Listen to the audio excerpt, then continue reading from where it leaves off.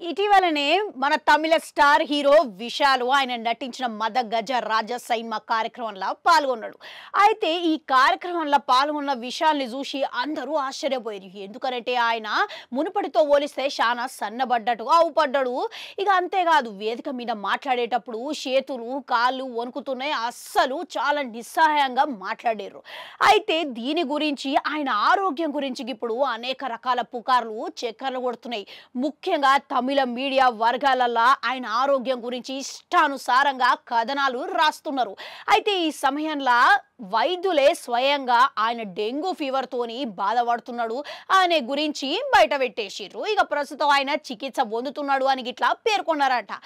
అయినా కానీ ఇప్పుడు ఈ పుకార్లు ఇంకా ఆగకుండా అట్లనే వస్తున్న నేపథ్యంలో ఆయనకు సన్నిహితులు అయిన వాళ్ళు స్పందిస్తున్నారంట. ఇక ఇటీవలనే హీరోయిన్ ఖుష్బూ ఒక ఇంటర్వ్యూలో మాట్లాడుకుంటా విశాలు ఆరోగ్య పరిస్థితి గురించి స్పష్టత ఇచ్చేసిందంట.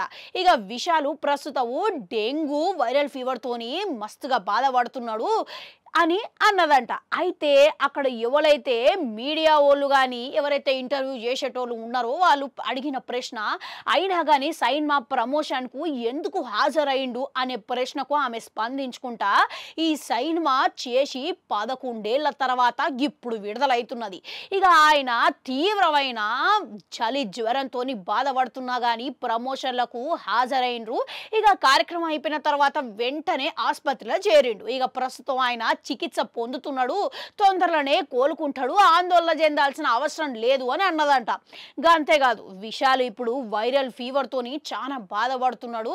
ఇక వైద్యులు గిట్లా మరో 1-2 రోజుల్లో మొత్తం నయం అయిపోతుందని బయట పెట్టిర్రు.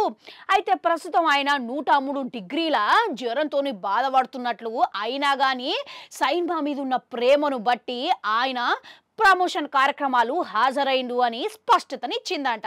ఇక విశాల్ ఆరోగ్యం గురించి అభిమానులు ఎటువంటి ఆందోళన చెందాల్సిన పనే లేదు అన్నదంట.